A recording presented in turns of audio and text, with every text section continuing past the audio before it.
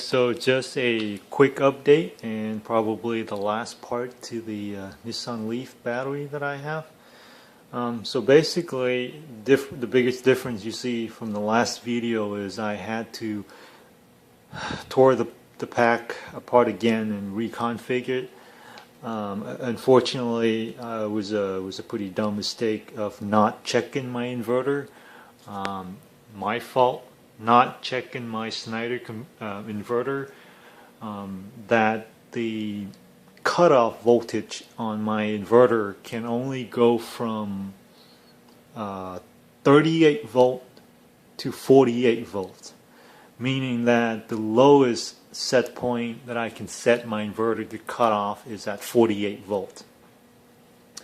Unfortunately, when I went with the 14 cells in series, that would give me about 56, 57 volt fully charged, and then cut off 20% state of charge need to be at like 52, 53 volts for these cells. So 48 volt was way too low, and I could risk damaging my batteries. So I have no choice. Well, I contact Snyder's, and guess what they said? So I have no choice but to go ahead and reconfigure the packs so that I can set the cutoff correctly on the inverter.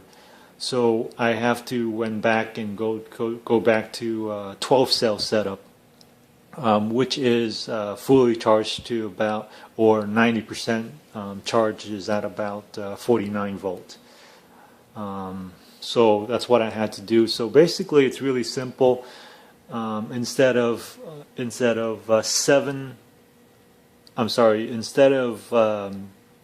module in parallels, 7 in series, I have to go with 7 in parallels. So as you can see here, 1, 2, 3, 4, 5, 6, 7 of them is in parallels, and then there is 6, 3 on the top and 3 on the bottom that go series together. So the only biggest issue is I already cut out the bus bar. So I have to add an extra bus bar over the old one to add one more modules. That was kind of a pain, but it had to be done because I don't want to cut off my battery at 48 volts. That's way too low. So that's pretty much the biggest difference. It was kind of a pain trying to pull them apart and then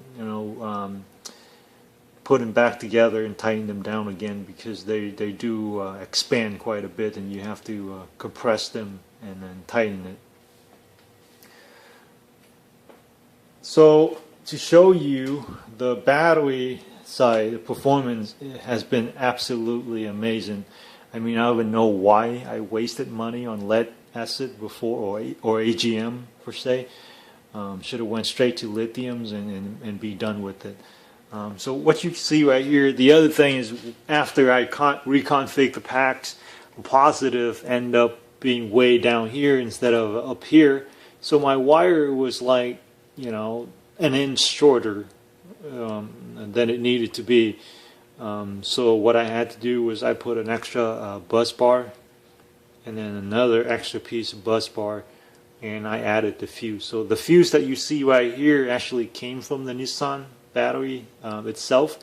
It's a 250 amp fuse. It's a pretty good fuse, so I might as well reuse it. So I put the fuse into the positive right here.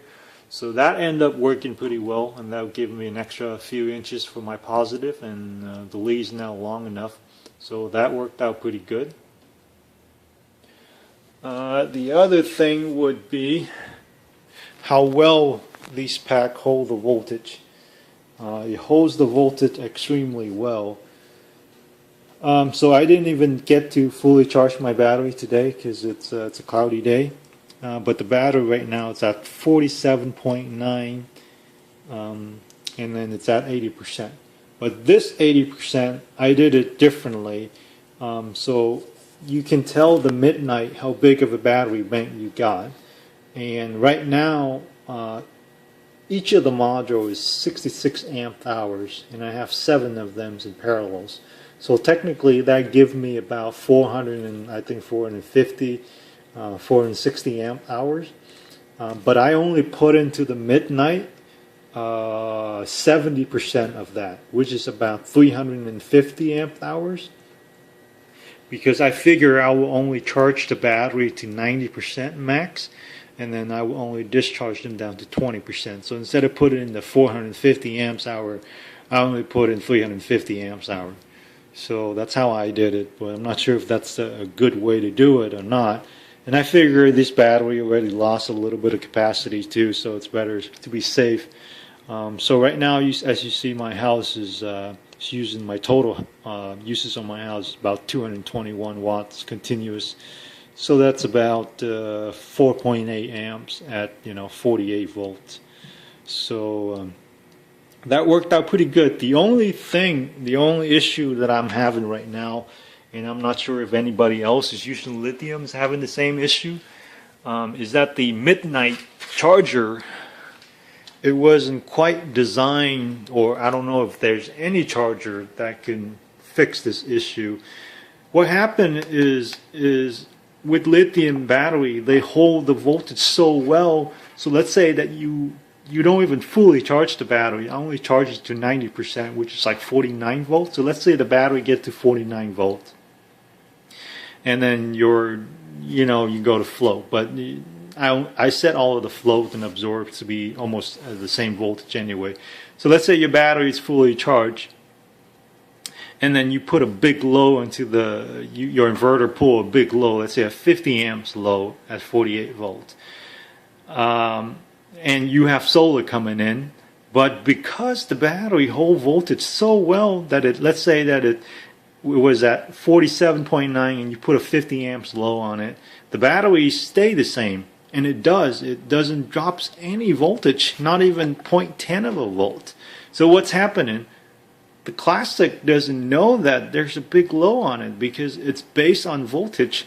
On a lead or an AGM battery, as soon as you put a big low on it, the voltage drops at least a volt or two. So the Classic know that something is using, and then what it does is it's gonna try to recharge the battery. So it goes back to float MPPT or Bolt or whatever, and it try to compensate for that low, and then your solar kick back on. The problem I'm having right now is there's a 50 amps low on it. The voltage doesn't drop, so the charger stay in float. It doesn't go back into rebulk, or it doesn't go back to bulk or anything like that. And it will do that for like 10 minutes. And then there's solar coming in, but it's still using battery capacity even though there's solar available.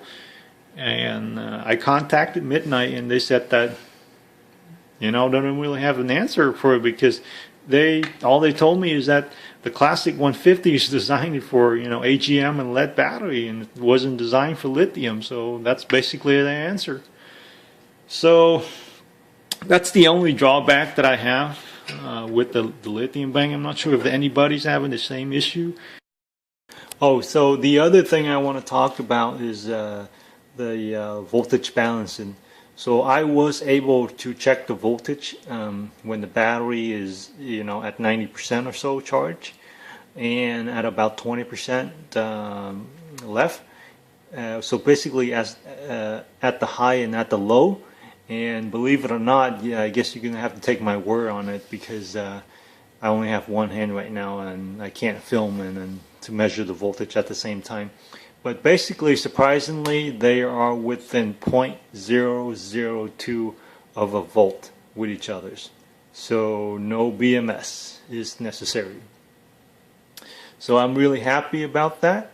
0.002 is extremely balanced. Can't be any better than that.